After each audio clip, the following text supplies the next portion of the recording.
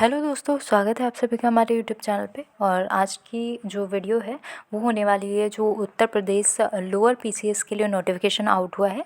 30 मार्च को ये notification out हो गया है और 2285 पदों पर लगभग ये भर्ती निकली है।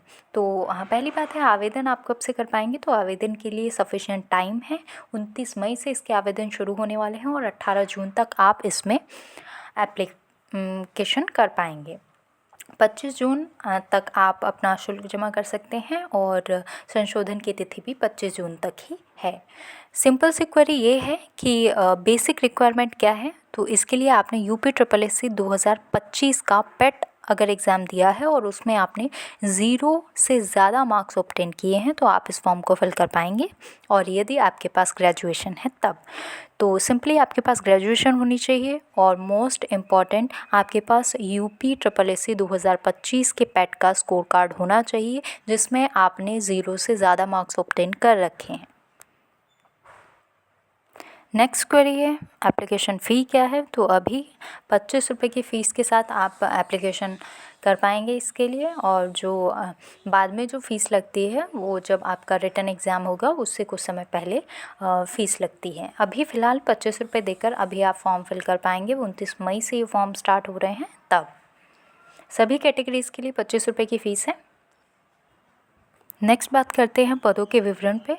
तो ये विभाग का नाम भी है और उसमें कौन से पद पर ये वैकेंसी है, कितने वेतनमान की है, वो सारा इसमें आप देख सकते हैं वीडियो में। मैं बता देती हूँ। निदेशालय कोषागार उत्तर प्रदेश में सहायक कोषागार लेखागार के पद पर ये वैकेंसी है। लेवल 5 की ये जॉब है। 278 पद यूआर कैटेगरी, SC 75, ST 17, OBC 124 और EWS के लिए 54 पद आरक्षित किए गए हैं। स्थायी रूप से नियुक्ति है ये। नेक्स्ट है सहकारी समिति एवं पंचायत लेखा परीक्षा निदेशालय उत्तर प्रदेश में लेखा परीक्षक के पद पर ये वैकेंसी निकली है। लेवल 5 की ये भी जॉब है। 170 पद यूआर के लिए, SC के लिए 87, ST के लिए 9, OBC के लिए 112 और EWS के लिए 41 पद आरक्षित किए गए हैं। नेक्स्ट, राज्य कृषि उत्पादन मंडी परिषद उत्तर प्रदेश आमीन या नीलामकर्ता पद का नाम है। लेवल 5 की ये भी जॉब है और इसमें भी 323 पद ओवरऑल मिलाकर निकले हैं। नेक्स्ट है नगर निकाय निदेशालय उत्तर प्रदेश जिसमें अधिशासी अधिकारी के पद पर वैकेंसी है और लेवल 6 की ये जॉब है 4200 ग्रेड पे की, जिसका वेतनमान बेसिक जो है वो 35,400 होता है। और इसके लिए 238 पदों पर भर्ती निकली है और ओवरऑल ये 238 पद हैं। अलग अलग कैटेगरी वाइज आप देख सकते हैं स्क्रीन पर। और इसके लिए थोड़ी सी स्पेशल क्वालिफिकेशन रिक्वायर्ड है, वो मैं आगे बताऊंगी।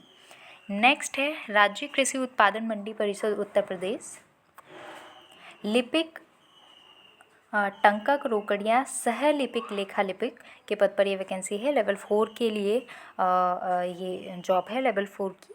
और इसमें भी 229 पद आरक्षित किए गए हैं।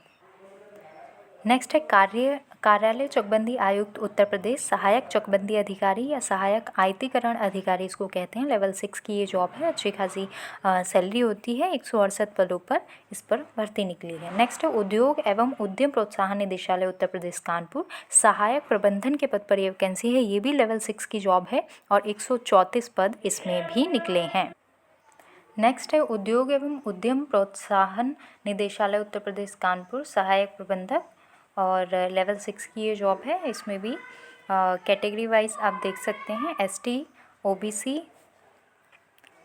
में ही सिर्फ ये वैकेंसी है और 3 पदों पर ये वैकेंसी है। नेक्स्ट है उत्तर प्रदेश राज्य सड़क परिवहन निगम लखनऊ केंद्र प्रभारी का ये पद है। लेवल 5 की जॉब है और इसमें 92 पद निकले हैं। नेक्स्ट परिवार कल्याण महानिदेशालय उत्तर प्रदेश लखनऊ जिला सहायक प्रतिरक्षण अधिकारी के रूप में ये पद है और लेवल 6 की ये जॉब है और इसमें भी 85 पद आरक्षित हैं।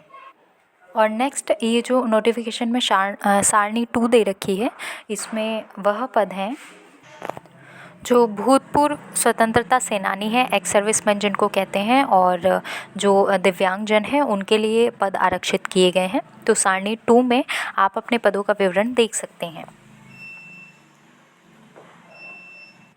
और नीचे पैरा नंबर 5.1 में आरक्षण संबंधी प्रावधान दिए गए हैं, यानी कि SC ST OBC और EWS के वो कैंडिडेट को आरक्षण मिलेगा जो उत्तर प्रदेश से बिलोंग करते हैं, यानी कि उत्तर प्रदेश की SC ST OBC EWS की कैटेगरी में जो बच्चे आते हैं उन्हीं को सिर्फ आरक्षण मिलेगा। अदरवाइज़ अगर आप किसी अदर स्टेट से बिलोंग करते हैं तो आपको जनरल में काउंट किया जाएगा।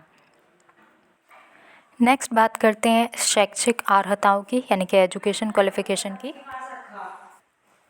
तो जो मिनिमम क्वालिफ़िकेशन है सभी पदों के लिए आपके पास ग्रेजुएशन होना चाहिए, और जो अलग अलग पद हैं शायद उनमें मैं आगे पढ़ के बताऊंगी कि क्या क्या क्वालिफ़िकेशन है। किसी के लिए स्पेशल यानी कि O लेवल भी मांगा हुआ है 1-2 पद में, वो भी मैं बताऊंगी।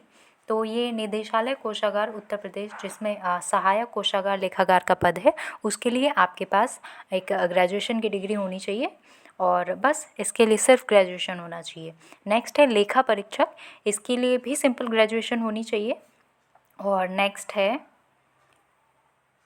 अमीन या नीलामकर्ता, इसके लिए भी ग्रेजुएशन ही होनी चाहिए, सिंपल। नेक्स्ट है अधिशासी अधिकारी, जिसकी मैं बात कर रही थी, इसके लिए आपके पास ग्रेजुएशन भी होनी चाहिए और आपके पास O लेवल या O लेवल के समकक्ष कोई कंप्यूटर डिप्लोमा होना चाहिए 1 वर्ष का। नेक्स्ट है लिपिक सह टंकक रोकड़िया सह लिपिक या फिर लेखा लिपिक, इसके लिए आपके पास ग्रेजुएशन होनी चाहिए, या सिंपल ग्रेजुएशन होनी चाहिए, और आपके पास हिंदी में 25 शब्द प्रति मिनट की टाइपिंग आपको आनी चाहिए। सिर्फ हिंदी में बोला है तो ग्रेजुएशन और हिंदी में 25 शब्द प्रति मिनट की आपको टाइपिंग आनी चाहिए। नेक्स्ट है सहायक चकबंदी अधिकारी या सहायक आयतीकरण अधिकारी, इसके लिए आपके पास ग्रेजुएशन होनी चाहिए, और या इसके लिए सिंपल ग्रेजुएशन होनी चाहिए, अदरवाइज़ कोई और स्पेशल एजुकेशन क्वालिफिकेशन नहीं मांगी गई है।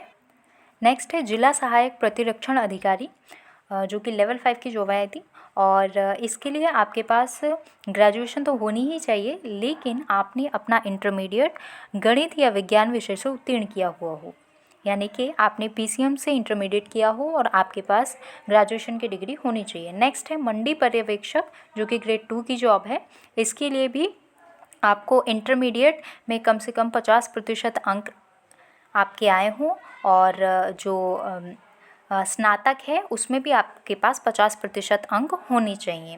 अदरवाइज़ जो अन्य पिछड़ा वर्ग यानी कि OBC SC ST कैटेगरी से बिलोंग करते हैं उनके लिए 5% की छूट है, यानी कि आपके पास इंटरमीडिएट और ग्रेजुएशन में 45% आने चाहिए। नेक्स्ट मैं बात करूँगी एज पे। तो एज अधिकांश में 21 से लेकर 40 वर्ष तक रखी गई है, और जो 1-2 स्पेशल एज क्राइटेरिया है जिसमें 18 से 40 रखी गई है, वो भी मैं आपको बताऊंगी।